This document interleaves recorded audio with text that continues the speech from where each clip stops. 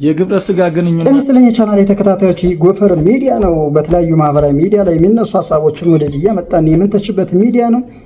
ዛሬም እንደተለመደው በአዲስ ቪዲዮ መተናል። እዚህ ጋር የምትመለከቷቸው አባታችን በጾም ወቅት የግብረ ስጋ ግንኙነት አድርጎ መጾም ይቻላል ወይስ አይቻልም የሚለውን ማብራሪያ ለመስጠት ተገኝተዋል።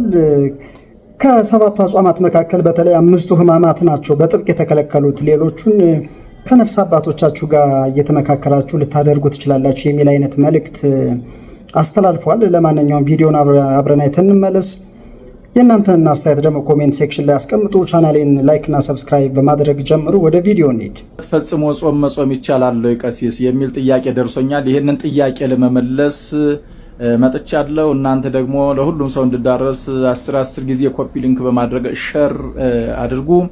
ቤቱን ፎሎው አድርጉ። ለሁሉም ሰው አዳርሱልኝ። ሁሉም ሰው ይወቅ። አሁን የምንመልሰው የሥርዓተ ቤተ ክርስቲያን ስለሆነ ሁሉም ሰው ሊያውቀው ይገባል ማለት ነው። እንግዲህ በጾም ሰዓት የግብረ ስጋ ግንኙነት መፈጸም ይቻላል ወይ ለማለት ነው። እንግዲህ ግብረ ስጋ ግንኙነት ፈጽሞ ጾም መጾም ይቻላል ወይ የሚለው ጥያቄ የደረሰኝ እኔ ስፈታው በጾም ግብረ ስጋ ግንኙነት መፈጸም ይቻላል ወይ ነው። በጾም ሰዓት የግብረ ስጋ ግንኙነት የማይፈጸምበት ምክንያት አለ። ምን አይነት ምክንያት ነው ከተባለ ጾም ነው። በጾም ሰዓት ተርላ ነፍስ ነው የሚደረገው እንጂ ተርላ ስጋ አይደረግም። ወይም የነፍስ ደስታ ነው እንጂ የስጋ ደስታ አይደረግምና የግብረ ስጋ ግንኙነት አይፈጸምም ነው አስተምሮ።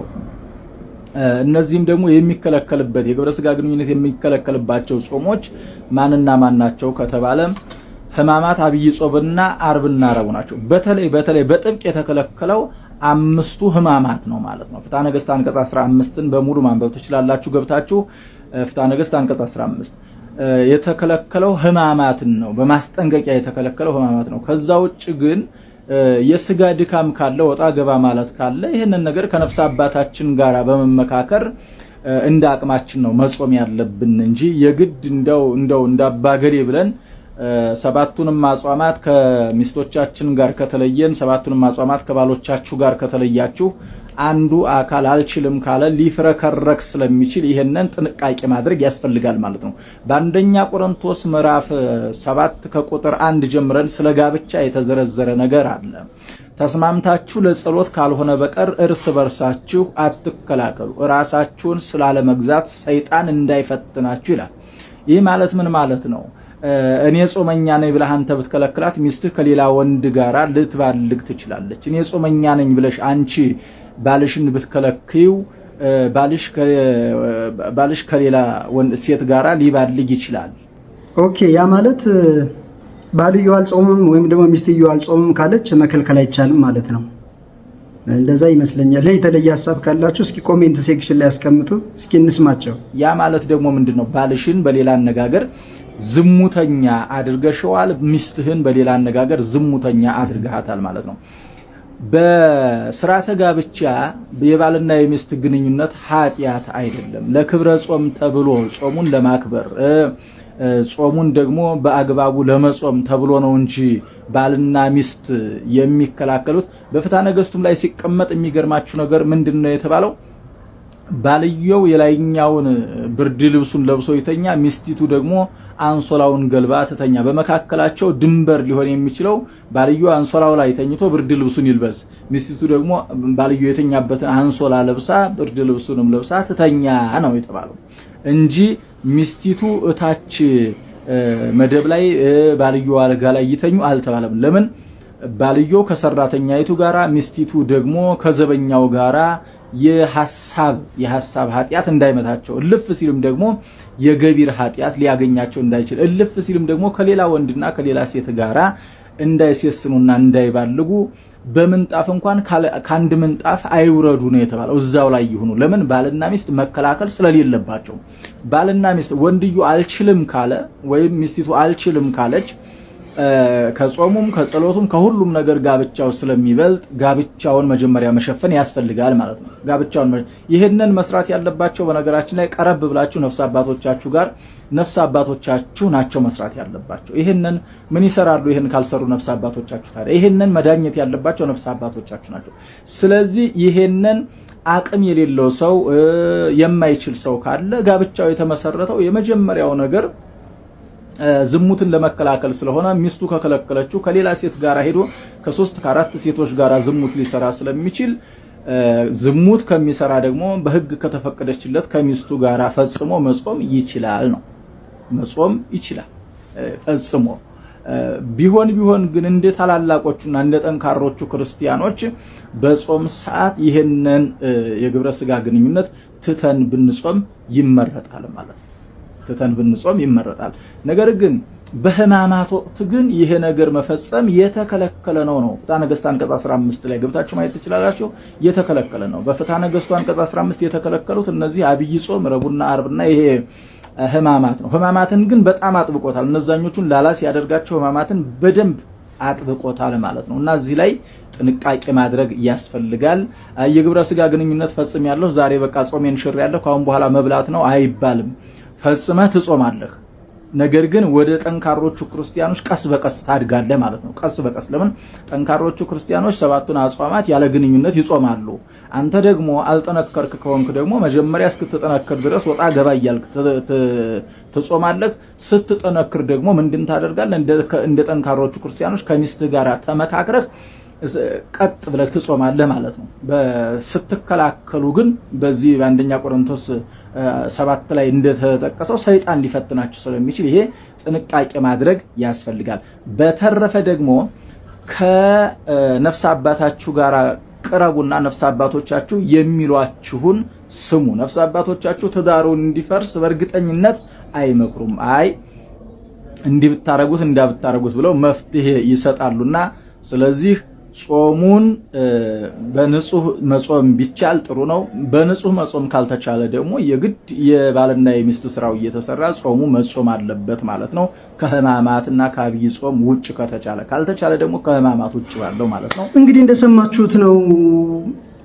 ባልና ሚስት አንድ ላይ ተስማምተው ጾሙን ካልጾሙ በስተቀር ሚስትየው አልፈልግም ብላ ከፈረገጠች ወይ ደግሞ ባልየው አልፈልግም ብሎ ከፈረገጠ ጾሙ ዋጋም የለው እንደማለት ነው።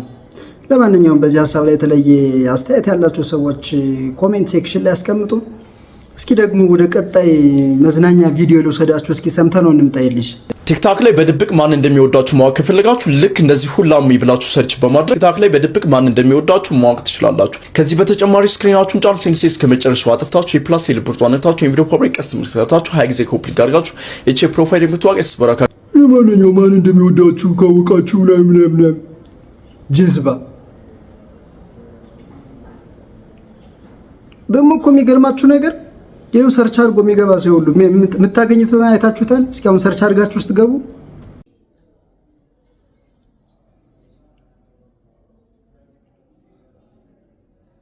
ሰዎች ቤተሰቤ ከሆኑት ማን ነው በጣም የሚወደኝ? እስቲ ማን ላይ ነው? ቲክቶክ እድሜ ይስጠው ማን እንደሚያፈቅረን የሚናገር አዲስ አፕ ይዞልን መጥቷል። እስኪ ጉዳችንን እናያለን። ሁላችሁ ሞክሩት።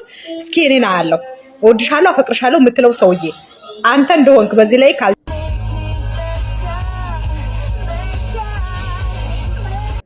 ማን ከልቡ እንደሚወዳችሁ ማወቅ ትፈልጋላችሁ? እንግዲያውንስ እዚህ ልቡ ቅርጽ ላይ የተጻፈውን አጥፉት። እስኪ ማን ነው እኔን ከልቡ ሳያስመስል ቲክቶክ ላይ ማን በድብቅ እንደሚወዳችሁ በድብቅ ማን እንደሚወዳችሁ ማወቅ ከፈለጋችሁ አይኔ የምለው መደባበቁ ቲክቶክ ላይ ማን በድብቅ መጀመሪያ ከ18 ዓመት በታች ሆናችሁ እባካችሁ እዚህ ቲክቶክ ላይ ማን በድብቅ እንደሚወዳችሁ ማወቅ ከፈለጋችሁ ሰርች ባራ ላይ ትሄዱና እስኪ እንደዚህ ሊያጃጅሉን የሚሞክሩ ሰዎችን እስኪ እርገሟቸው። አንድ የኮሜንት ሴክሽን ላይ ገብታችሁ እርገሟቸው። ለማንኛውም ወደ ቀጣይ ቪዲዮ ስንሄድ እዚህ ጋር የምትመለከቷት ሴት ልጅ ድምፅ ስላወጣች ብቻ ረክታለች ማለት አይደለም የሚል ማብራሪያ ልትሰጠን እዚህ መጣለች። እስኪ ወንዶችዬ ሴቶችን ቢሆን ተከታተሉ፣ ግን ወንዶች ይጠቅማቸዋል። እስኪ ወደ ቪዲዮ ደርሰን እንመለስ። ካለ ረክታለች ቢባል ነገር የለም። እዚህ ጋር ግን ያለኝ ጥያቄ አንድ ወንድ ምንድነው እንደረካች የሚያውቀው በምንድን ነው? ጥሩ ጥያቄ ነው። አልመለሰችልህም ብለውኛል። ብዙ ጊዜ ሰዎች ይጠይቁኛል፣ ሴት ልጅ እንደ ወንዶች ትጨርሳለች ወይ? ፈሳሽ አላት ወይ? በምን እናውቃለን እንደጨረሰች? እና ብዙ ጊዜ የምመልስላቸው መልስ ለምን አትጠይቋትም?